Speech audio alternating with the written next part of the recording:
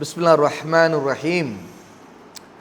அல் உசூல் சித்தா, 6 அடிப்படைகள் படிக்கிறோம். நம்முடைய ஷேக் சாலிஹ் அல் ஃபௌசான் ஹஃபிதஹுல்லா அவங்களுடைய விளக்க உரையோடு படிக்கிறோம். ஷேக் முஹம்மது இப்னு அப்துல் வஹாப் ரஹிமஹுல்லா என்ன குறிப்பிட்றாங்க? முதலாவதாக பிஸ்மில்லாஹிர் ரஹ்மானிர் ரஹீம், அளவற்ற அருளாளன் நிகரற்ற அன்புடையோன் அல்லாஹ்வின் பெயரால், அதாவது அளவில்லாத கருணை நிகரில்லாத கிருபை கொண்ட அல்லாஹ்வின் பெயரால். அர் ரஹ்மான் அர் ரஹீம், சரியா? அல்லாஹ்வின் பெயரை சொல்லி ஆரம்பிக்கும் அவனுடைய பண்புகளையும் நினைவூட்டி அல்லாஹ் அர் ரஹ்மான் அர் ரஹீம் என்கிற அந்த அல்லாஹ்வுடைய பெயர்களை நினைவூட்டி அவனுடைய பெயரை கொண்டு ஷேக் அவர்கள் இதை ஆரம்பிக்கிறாங்க. ஷேக்னா இங்கே யார் ஆரம்பிக்கிறாங்க? இதை இல்லை, ஷேக் முஹம்மது இப்னு அப்துல் வஹாப் ரஹிமஹுல்லா அவங்க ஆரம்பிக்கிறாங்க. இதற்கு விளக்கம்தான் அடுத்து ஷேக் ஃபௌசான் கீழே கொண்டு வருவாங்க. இப்போது ஷேக் முஹம்மது அப்துல் வஹாப் ரஹிமஹுல்லா முதல்ல பிஸ்மில்லாஹிர் ரஹ்மானிர் ரஹீம் சொல்லி ஆரம்பிக்கிறாங்களா?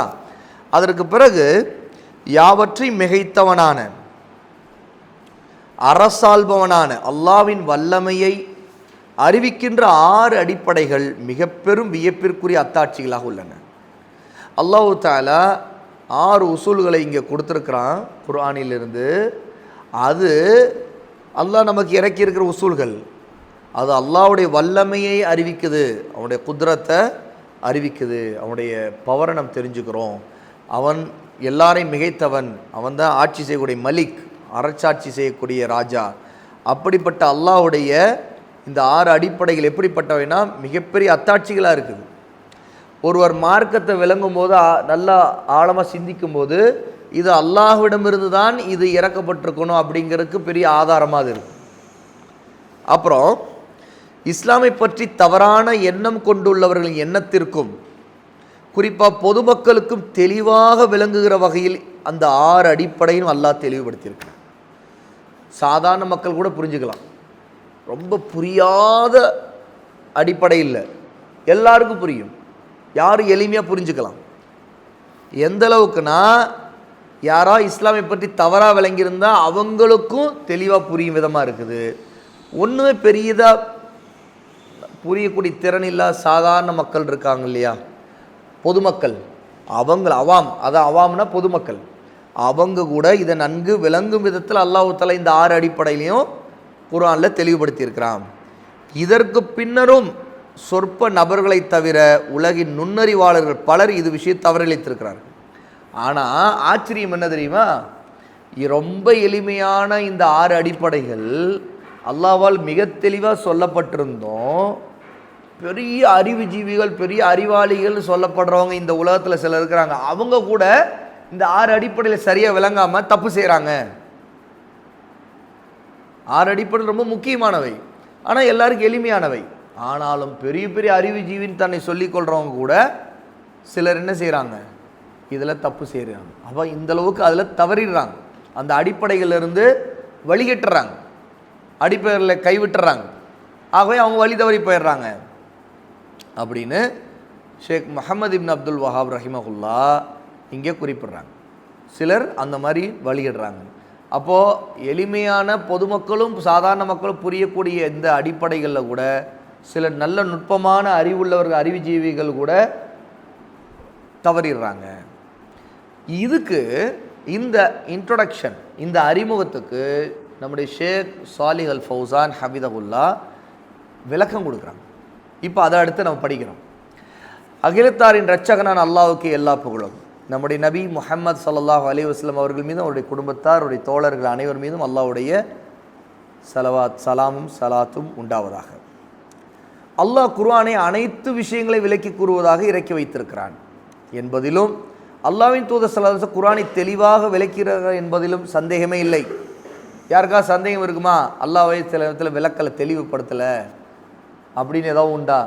அல்லாஹ் எல்லாத்தையும் தெளிவுபடுத்தியிருக்கான். அல்லாஹ்வுடைய நபியும் அதற்கு தான் அனுப்பப்பட்டாங்க, தெளிவுபடுத்த தான் அனுப்பப்பட்டாங்க. ஆகவே அதில் யாருக்கும் சந்தேகமே இருக்கக்கூடாது. ஆகவே தெளிவாக தான் குர்ஆனும் சுன்னாவும் இருக்குது. குர்ஆனும் சுன்னாவும் குழப்பத்தில் இல்லை, மிக தெளிவாக இருக்குது. அல்லாஹ் குர்ஆனிலும் நபி அவர்கள் தங்களது பொன்மொழிகளிலும், பொன்மொழிகள்னா என்ன? ஹதீஸ், ரசூலுல்லாஹ்வுடைய வார்த்தைகளை பொன்மொழிகள் தமிழில் சொல்கிறார். ஹதீஸ் ஹதீஸ்களிலும் தெளிவுபடுத்தி உள்ளவற்றில் மிக பெரும் சங்கதி, அதில் இருக்கிற செய்திகளே மிகப்பெரிய செய்தி என்ன தெரியுமா? தௌஹீத் மற்றும் ஷிர்க் பற்றிய செய்தியாகும். அதாவது தௌஹீத் ஏகத்துவம் மற்றும் ஷிர்க் இணை வைப்பு. இதுதான் குர்ஆன் சுன்னால அல்லாஹ் தெளிவுபடுத்தி இருக்கிறதுலே ரொம்ப பெரிய செய்தி. எல்லா விஷயங்களை விட பெரிய விஷயம் எது பெஸ்ட்டு ஃபஸ்ட்டு சப்ஜெக்ட் அப்படின்னா தௌஹீதை பற்றிய ஷிர்க்கை பற்றி அறிவு. ஏன்னா ஷிர்க்கை பற்றியும் தௌஹீதை பற்றி ஒருத்தர் தெரியலன்னா என்ன செய்வார்? வழிகட்டுருவார், காஃபீர் ஆயிடுவார். சரியா? அல்லாஹ்வுக்கு இணை வச்சுருவார் இல்லையா, பாவங்களை செய்துருவார். ஏனெனில் தௌஹீது தான், ஏகத்துவம் தான் இஸ்லாமின் ஆணிவேராக மார்க்கத்தின் அடிப்படையாக இருக்கிறது. எல்லாத்த விட ஃபஸ்ட்டு இஸ்லாமுடைய அடிப்படை தௌஹீத் தான். அல்லாஹ்வை வணங்க வேண்டும், அவனுக்கு இணை வைக்கக்கூடாதுங்கிறது தான். இது மார்க்கத்துடைய ஆணிவேர். எப்படி ஒரு மரம் இருந்தால் அந்த மரத்துக்கு வேர் இருக்குதோ, அந்த வேர்லேயும் ஆணி வேருங்கிறது நீளமாக இறங்கும் மத்திய அடியில், அதுதான் ரொம்ப ஸ்ட்ராங்காக பிடிச்சிக்கிட்டு இருக்கும் பாருங்கள். ஆணி வேர் ஆழத்தை இறங்க இறங்க இறங்க நல்லா ஸ்ட்ராங்காக இருக்கும் மரம். அப்போது ஒரு மரத்துக்கு எப்படி ஆணி வேர் போல் இந்த தீனுக்கு ஆணி வேராக இருக்கிறது தௌஹீது தான் அப்படின்னு ஷேக் ஃபௌசான் குறிப்பிட்றாங்க. தௌஹீதை ஏற்றால்தான் அனைத்து நற்காரியங்களும் ஏற்கப்படும். ஒருத்தர் தௌஹீதை ஏற்றுக்கொள்ளலை, லா இலாஹ இல்லல்லாஹ்வை ஏற்றுக்கொள்ளலை அப்படின்னா அவர் செய்யக்கூடிய நல்ல அமல்களுக்கு அல்லாஹ் கூலி வழங்குவானா? அல்லாஹ் கபூல் செய்வானா? அவர் ஷிர்க் செய்வார். ஷிர்க் செய்தால் நன்மையெல்லாம் அழிஞ்சிரும், அல்லாஹ் ஏற்றுக்கொள்ள மாட்டான். அல்லாஹ்வுக்கு இணை வைப்பது ஏகத்துவம் என்ற அடிப்படையை தகர்ப்பதாக, பாழாக்குவதாக இருக்கு. யார் ஒருத்தர் ஷிர்க் செய்கிறாரோ, இபாதத்துக்களை அல்லாஹ் அல்லாதவங்களுக்கு செய்கிறாரோ, அவர் தௌஹீதை நாசமாக்குறார், அவர் அழிச்சிருவார், பாழாக்கிடுவார். அல்லாஹ்வுக்கு இணை வைப்பதற்கு எந்த அடிப்படையுமே இல்லை. ஒரு அறிவாளி, அறிவு கொஞ்சம் உள்ளவன் கூட படைச்ச அல்லாஹ்வுக்கு வேறு எதை இணையாக்கலாமானா அவன் கூட சிந்திச்சு பார்த்தா இணையாக்கக்கூடாதுன்னு சொல்லுவான். ஏன்னா ஷிர்க்குக்கு எந்த ஒரு நியாயம் கற்பிக்க எந்த ஒரு அடிப்படையுமே இல்லை. அது ஷிர்க் எந்த ஆதாரம் இல்லாமல் வந்த ஒன்று, அறிவுக்கு பொருத்தம் இல்லாத ஒன்று. தௌஹீதும் இணை வைப்பும், அதாவது தௌஹீதும் ஷிர்க்கும் ஒன்றை ஒன்று முரணான ரெண்டு விஷயங்கள், ஒன்று இன்னொன்று எதிரானது, ஆப்போசிட்ஸ். ஓகே, ஒரு காலம் இவை இரண்டு ஒன்று சேர முடியாது. ஆகவே தான் அல்லாஹ் இந்த அடிப்படை முழு குர்ஆனிலும் தெளிவுபடுத்தியிருக்கிறான். தௌஹீதை பற்றி ஷிர்க்கை பற்றி முழு குர்ஆன் முழுக்க அல்லாஹ் தஆலா தெளிவுபடுத்தியிருக்கான். ஏன்னா ஒன்றுக்கு ஒன்று எதிரானது. குர்ஆனின் எந்த அத்தியாயத்திலும் தௌஹீத் குறித்தும் ஷிர்க் குறித்தும் கூறப்படாமல் இல்லை. எல்லா சூறாக்கள்லையும் அல்லாஹ் தஆலா இதை தெளிவுபடுத்தியிருக்கான். மக்கள் குர்ஆனை திரும்ப திரும்ப படிக்கிறார்கள், ஆயினும் இந்த அடிப்படையை உணர்ந்து விளங்கியவர்கள் மிக குறைவு. பார்த்தீங்களா? அதாவது இது தௌஹீதுங்கிறது மிகப்பெரிய அடிப்படை. ஷிர்க் அல்லாஹ்வுக்கு இணை வைக்கக்கூடாதுங்கிறது மிக முக்கியமான விஷயம். ஆனால் குர்ஆன் முழுக்க சொல்லப்பட்டிருந்தும் கூட இன்னைக்கு பூமியில் அதிகமானவர்கள் செய்யக்கூடிய பாவம் எது? ஷிர்க் தான். அதனால தான் காஃபிர்கள் அதிகமாக இருக்கிறாங்க பூமியில். முஸ்லீம்களோட யார் அதிகம்? காஃபிர்கள் தான் அதிகமானவர்கள்.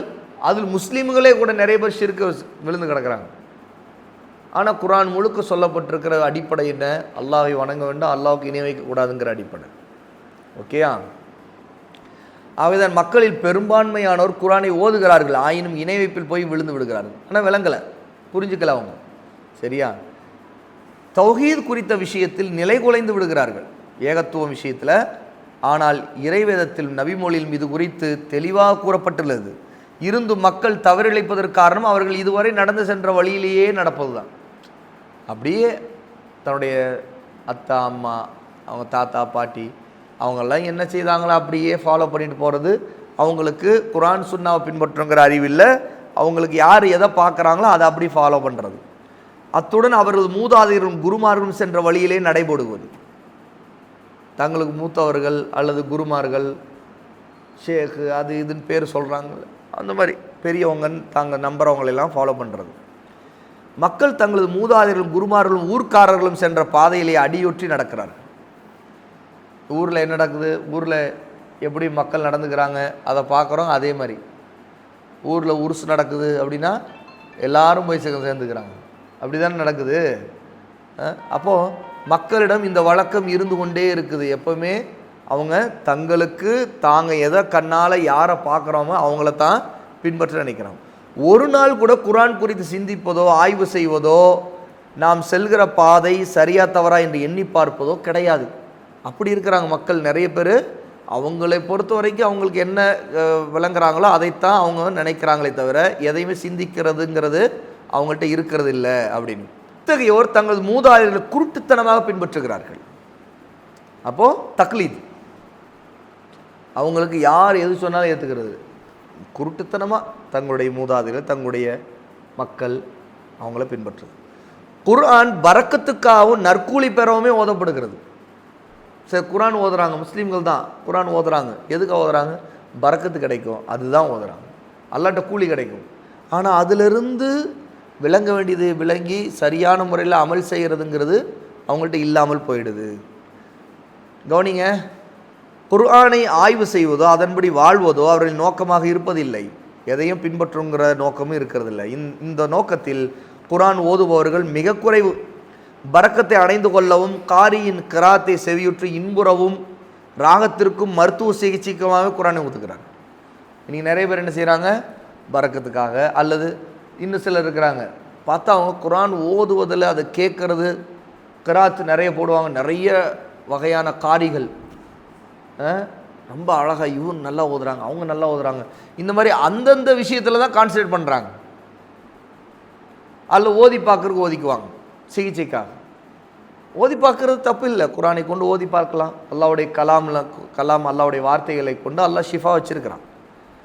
ஆனால் இது மட்டும்தான் நோக்கமாக இருக்கிறதே தவிர அதில் இருக்கிற கருத்தை கொண்டு அல்லாஹ் சொல்லக்கூடிய கொள்கையை கொண்டு தௌஹீதை கொண்டு சரியாக மார்க்கத்தை விளங்குவதை கொண்டு வாழ்க்கையை மாற்றுவது நோக்கமாக இருக்கிறது இல்லை. இன்றைக்கி நிறைய பேர் அப்படி முக்கியமான நோக்கத்தை விட்டு இப்படி திசை திரும்பி போகிறாங்க. குர்ஆனில் உள்ளபடி செயலாற்றவும் அதை சிந்திக்கவும் அதில் உள்ள செய்திகளை வெளிப்படுத்தவும் குர்ஆனுக்கு மாற்றமாக செயல்படுவர்களுக்கு எடுத்து சொல்லவும் அதை ஓதுபவர்கள் மிக மிக குறைவு. பின்பற்றுவதில்லை, எடுத்து சொல்வதும் இல்லை, அதுக்காக ஓதுவதும் இல்லை, விளங்கிக் கொள்வதும் இல்லை.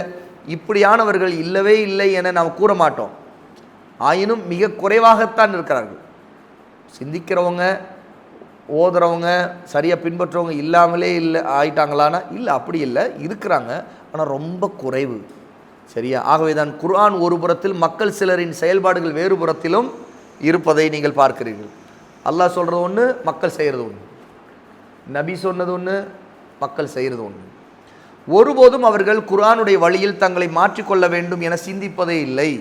மார்க்கத்திற்கு புத்துயிர் ஊட்டுபவரோ அல்லாஹ்வின்பால் அழைப்பவரோ யாரேனும் ஒருவர் மக்கள் செல்கின்ற தவறான பாதையை மாற்ற முற்பட்டால் அவரை புறக்கணித்து அவரை ஒரு வழிகேடர் என்றும், மார்க்கத்தை விட்டு வெளியேறிவிட்டார் எனவும், புதிய மார்க்கத்தை கொண்டு வந்து விட்டார் எனவும், இப்படி இத்தியாதி அவர் மீது பழி சுமத்துக்கிறார். யாராவது ஒரு நல்ல தாயி அல்லது அலீம் அல்லாஹ்வின் பக்கம் அழைத்து மார்க்க தெளிவுபடுத்தி தௌஹீதை எடுத்து சொல்லி அவங்க இது பண்ணால் உடனே மக்கள் இவர் என்ன புதுசாக சொல்கிறாரு, என்னென்ன மாதிரியே பேசுகிறாங்க இல்லையா, இவர் வழிகேடுரு, இவர் வேற ஏதோ மதத்தை சொல்கிறாரு அப்படிங்கலாம் அநியாயத்துக்கு பழி சுமத்துறாங்க. இதே நிலைதான் இந்நூல ஆசிரியர் ஷேக் முஹம்மது இப்னு அப்துல் வஹாப் ரஹிமஹுல்லா தமீமி அவர்களுக்கும் ஏற்பட்டது. ஏன்னா இமாம் முஹம்மது அப்துல் வஹாப் ரஹிமஹுல்லாவுடைய வாழ்க்கை வரலாறு பார்த்தோமா இல்லையா? என்ன கடுமையான மூட நம்பிக்கைகள், ஷிர்கு, பிதஅத்துகள் மலிந்திருந்த நேரத்தில் அவங்க வந்தாங்க. அப்போ அந்த நேரத்தில் சவுதி அரேபியாவில் இன்றைக்கி நம்ம பார்க்குற அந்த மாதிரி நிலைமையெல்லாம் அப்போ இல்லை. தர்கா வழிபாடு, உருசு, எல்லா கொண்டாட்டங்கள், மரத்தை கூட வணங்கிட்டு இருந்தாங்க. அப்போ அவங்களுக்கு எதிராக தௌஹீதை எடுத்து சொல்லி அவங்க தெளிவுபடுத்தும் போது அதையெல்லாம் எதிர்த்துக்கிட்டு மக்கள் என்ன செய்தாங்க? ஷேக் முஹம்மது அப்துல் வஹாப் ரஹிமஹுல்லாவையும் எதிர்த்து அவங்களே அடித்து துரத்துகிற அளவுக்கு தான் இருந்தாங்க. அந்த அளவுக்கு மக்கள் நடந்துக்கிட்டாங்க. அப்படி போயிட்டு வந்துடும், முகத்தை கழிட்டு வந்துடும். குர்ஆன் கூறும் வழியில் மக்கள் நடைபோட வேண்டும் எனவும், மக்களிடம் உள்ள தீய பழக்கங்கள், அசத்தியமான பாதையை பின்பற்றுதல் போன்றவற்றை மாற்ற வேண்டும் எனவும் அவர் முற்பட்ட போது மக்கள் அவரை பழித்து அனாச்சாரம் புரிவோர் என தூற்றி பாவி எனவும் கூறிவிட்டார்கள். காஃபிர்னு கூட சொல்லிட்டாங்க. பெரிய இமாம் அவங்க, ஆனால் அவங்கள பிதத்துவாதி, காஃபிர் அப்படின்னு சொல்லி சொன்னாங்க. இவை மட்டுமின்றி அவரை காஃபிர் எனவும் சொல்லி பலவிதமாக பழி சுமத்தி விட்டார்கள். எனினும் இதனால் எந்த பிரச்சனையும் இல்லை. மேலும் இது அபூர்வமானதும் அல்ல. இதெல்லாம் ஆச்சரியம் இல்லை, அபூர்வம் இல்லை, இதெல்லாம் நபிமார்களுக்கே நடந்ததான். ஏனென்றால் நபிமார்கள் விஷயத்தில் இதை விடவும் அதிகமாக சொல்லப்பட்டிருக்கிறது. ஷேக் முகமது அப்துல் வஹாப் ரஹிமகுல்லாவுக்கு நடந்ததை விட நபிமார்களுக்கெல்லாம் இன்னும் பெரிய அளவுக்குலாம் நடந்திருக்குது. நபிமார்கள் தங்கள் சமுதாயத்தில் அல்லாதவற்றை வணங்கி கொண்டிருந்ததை கண்டு அதை மாற்ற முற்பட்ட போது அவர்களையும் இதுபோன்று பலவிதமாக அச்சமுதாயத்தார் பழி சுமத்தினார்கள். அப்போ இந்த நிலை எல்லாத்தையும் கடந்து தான் நபிமார்கள் தாவாவை முன்வைத்தாங்க. அதையெல்லாம் பொருட்படுத்தாமல் தான் வந்தாங்க. அதே மாதிரி தான் இமாம் முகமது அப்துல் வஹாப் ரஹிமகுல்லாவும் என்ன தான் பழி சுமத்தினார், என்ன தான் மக்கள் பொய்களை பேசினால், அவதூறுகளை சொன்னாலும் அதையெல்லாம் பொருட்படுத்தாமல் அல்லாஹ்வின் பக்கம் மக்களை அழைத்து கொண்டே இருந்தாங்க. அப்போ இந்த நிலையில் தான் மார்க்கறிஞர்கள் தங்களுடைய தாவாவை அல்லாஹ்வின் பக்கம் மக்களை அழைக்கிற பணியை அவர்கள் செய்தார்கள். இவ்வாறு கூறுவதால் கூறுபவர்களுக்கு வாய்விட்டு உரைப்பவர்களுக்கு தவறாக விமர்சனம் செய்பவர்களுக்குமே நஷ்டமும் குறையும் ஏற்படும். இந்த மாதிரி உலமாக்களை சரியான கல்வியாளர்களை விமர்சனம் செய்வது என்ன, அவருடைய நஷ்டமெல்லாம் அந்த மாதிரி பேசுகிறவங்களுக்கு தான். ஆயினும் மன தூய்மையோடு பணியாற்றக்கூடிய மார்க்க அறிஞர்களுக்கும் அல்லாஹ் என்பார் அழைப்பு விடுக்கின்ற தாய்களான அழைப்பாளருக்கும் இவ்வாறு பேசப்படுவதால் எந்த நஷ்டமும் ஏற்படாது. மாறாக அவரது அந்தஸ்துகளும் நன்மைகளும் அதிகரிக்க செய்யும். அல்லாஹ் தஆலா அவங்களுடைய கூலி அதிகப்படுத்துவான். அவங்களுடைய பொறுமைக்கு, அவங்க இஸ்திகாமத்தா உறுதியாக இருந்து மக்களை அல்லாஹ்வின் பக்கம் தௌஹீதை எடுத்து சொல்லி அழைக்கின்ற அந்த உறுதிக்கு அல்லாஹ் தஆலா இன்னும் பல விதத்தில் அவங்களுக்கு அதிகப்படுத்துவான்.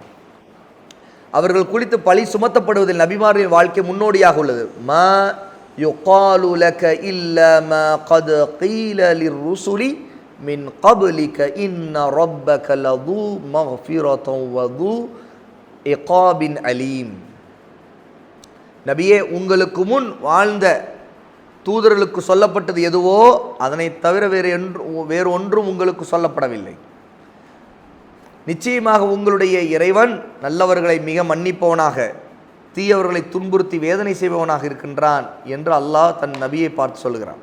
ஆகவே இந்த மாதிரி நிந்தனைகள் பழிகள்லாம் அதெல்லாம் நீங்கள் பொருட்படுத்தாதீங்க, கவலைப்படாதீங்கன்னு அல்லாஹ் தஆலா 41வது சூராவுடைய 43வது ஆயத்தில் குறிப்பிடுறான். ஷேக் முஹம்மது பின் அப்துல் வஹாப் ரஹிமகுல்லா தமீமி அவர்கள் இங்கு ஒரு வியப்பான விஷயத்தை தெளிவுபடுத்துகிறார்கள். அதாவது மக்கள் குர்ஆன் ஓதுகிறார்கள், அதிகமாக குர்ஆன் ஓதி அதை முடிக்கவும் செய்கிறார்கள், குர்ஆனை மனநமிட்டு தர்த்தீலாக ஓதுகிறார்கள். தர்த்தீல்னா என்ன, நிறுத்தி நிறுத்தி சரியாக ஓதுறது, இப்படிலாம் ஓதுறாங்க. குர்ஆனின் வார்த்தைகளை சரியான முறையில் உச்சரித்து தஜ்வீதின் சட்டங்களையும் மத்து, இத்ஹாம், குன்னா, இக்லாப், இத்ஹார், இஹ்ஃபா போன்றவற்றை பேணி ஓதுகிறார்கள். இவ்வாறு ஓதுவதை உயர்வாக கருதுகிறார்கள். இது மிக நல்ல விஷயம்தான். ஆயினும் குர்ஆன் இறக்கப்பட்ட நோக்கமும் முக்கியத்துவம் இது அல்ல. நோக்கமும் முக்கியத்துவம் இது இல்லை, தௌஹீத் தான். இது சிறந்தது தான், ஆனால் இதுதான் நோக்கம் அல்ல. குர்ஆனின் பொருளை சிந்தித்து அதனுடைய மீனிங்கை சிந்தித்து விளங்குவதும் நமது செயல்பாடுகளும் மக்களின் செயல்பாடுகளும் இறைவேதத்திற்கு ஏற்ப உள்ளனவா மாறுபட்டு உள்ளனவா என்று ஆராய்வதும் தான் உண்மையான நோக்கமாக இருக்குது. குர்ஆனை படிக்கும்போது அது விளங்கும்போது நாம் அந்த நோக்கத்தோடு விளங்கணும். நாம் செய்கிறது சரிதானா, அல்லாஹ் இப்படி சொல்கிறானே, நாம் என்ன செய்கிறோம், மக்கள் இப்படி செய்கிறாங்களே அது சரியா, அல்லாஹ் சொல்கிற மாதிரி இருக்குதா அப்படின்னு சொல்லி நாம் சிந்திச்சு பார்த்து விளங்கி பின்பற்றவும் அந்த நோக்கத்தில் இருக்கணும். இது குறித்து சரியான முறையில் நூல்களை தொகுப்பதும் மக்களின் தவறுகளை உணர்த்துவதும் நமது நோக்கமாகும். மற்றபடி பிரபலத்திற்கோ மக்களுடைய அன்பளிப்பை பெறவோ இந்த பணியை நாம் செய்யவில்லை. மக்களிடம் சீர்திருத்தத்தை ஏற்படுத்தவும் நன்மையை நாடியுமே இப்பணியை நாம் செய்கிறோம். ஷேக் ஃபௌசான் சொல்கிறாங்க, அப்போ இந்த நோக்கம்ங்கிறது, இந்த 6 அடிப்படையில் விளங்குறது, இதெல்லாம் எடுத்து சொல்கிறதுக்கு நோக்கம் காசுக்காக இல்லை, நாம் மக்கள்கிட்ட சீர்திருத்தம் வரணுங்கிறதுக்காக தான் நாம் இதை எடுத்து சொல்கிறோம் அப்படின்னு சொல்லிட்டு, இது ஷேக் ஃபௌசான் ஹஃபிதகுல்லா ஷேக் முஹம்மது அப்துல் வஹாப் ரஹிமகுல்லா சொல்கிறாங்க இல்லையா, 6 அடிப்படைகள் மிக ஆச்சரியமானது, ஆனால் எளிமையானது. அல்லாஹும் அவனுடைய நபி தெளிவுபடுத்தியிருக்கிறாங்க, எந்த குழப்பமும் இல்லாமல் தெளிவுபடுத்தியிருக்காங்க. ஆனாலும் அதிகமான மக்கள் இதை விட்டு விலகிட்டாங்க. எந்த அளவுக்கு கேட்டால் சிலர் அறிவுஜீவிகள் கூட இதை விட்டு தவறி போயிருக்கிறாங்க. அப்படிப்பட்ட 6 அடிப்படைகள் நமக்கு மிக ஆச்சரியமாக இருக்குது, அல்லாஹ் குர்ஆனில் சொல்லியிருக்கிறது அப்படின்னு ஷேக் சொல்கிறாங்களோ, அதுக்கு தான் இந்த இன்ட்ரோடக்ஷனை ஷேக் ஃபௌசான் நமக்கு கொடுக்குறாங்க. இதற்கு பிறகு இருந்து நம்ம ஒவ்வொரு அடிப்படையாக இன்ஷா அல்லாஹ் படிப்போம்.